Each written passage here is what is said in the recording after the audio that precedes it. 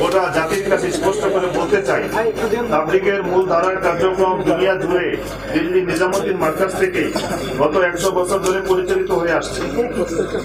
নিজামুদ্দিন মার্কাজ অনুসারী মার্কাজের সরাসরি তত্ত্বাবধানে প্রায় 66 বছর ধরে টঙ্গীর তুরাগ তীরে বিশ্ব ইজতেমা অনুষ্ঠিত হয়ে আসছে। এই নিজামুদ্দিন মার্কাজের অনুসারীদেরকে কাকরাইল মসজিদ, টঙ্গীর বিশ্ব ইজতেমা এবং মসজিদে মসজিদে আমল করতে বাধা দেওয়া মানে মূলত দেশের দাওয়াতের মেহনত ও বিশ্ব ইজতেমাকে হুমকির মধ্যে ফেলে দেওয়া। বাংলাদেশ সহ সারা পৃথিবীর কোটি কোটি নিজামুদ্দিন অনুসারী তাবলীগের সাথে কোনোভাবে এই বৈষম্য মেনে নেবে না এবং নিতে পারে না। তাই আপনাদের মাধ্যমে সরকার ও গোটা জাতির সামনে আজকের সাংবাদিক সম্মেলন থেকে আমরা নিচের দাবিগুলো পেশ করছি।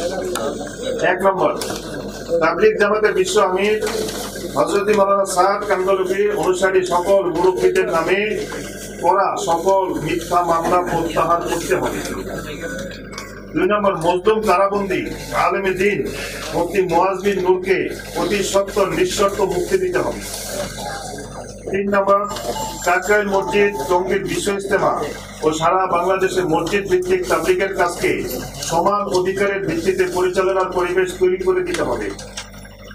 4, তাবলীগের যে কোনো বিষয়ে হেফাজত বা জোবায়েরপন্থীরা এক পক্ষের ব্যক্তিদের সাথে বসে সিদ্ধান্ত গ্রহণ পরিহার করতে হবে।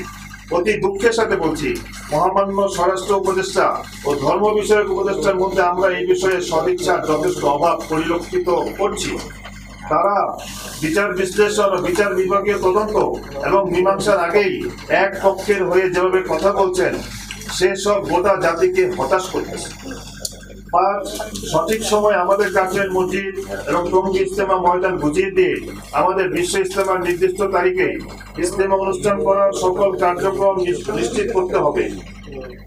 6, সারা দেশে জোবায়েরপন্থী ও হেফাজত কর্মীরা নিজামুদ্দিনের অনুসারীদের উপর যে জুলুম ও নির্যাতন চালাচ্ছে, সেই সবের বিরুদ্ধে কঠিন ব্যবস্থা গ্রহণ করতে হবে।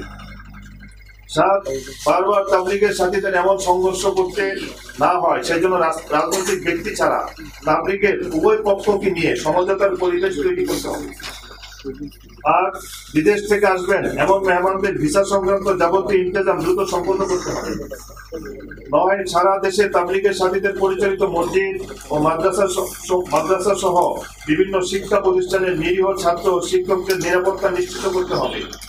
10, যে কোনো অবস্থায় সাধারণ মুসল্লি, গণমাধ্যম কর্মী ও সাংবাদিকদের নিরাপত্তা নিশ্চিত করতে হবে। এসব হামলা ও উগ্রতার কাজে মাদ্রাসার অবুঝ ছাত্রদের ব্যবহার করা যাবে না।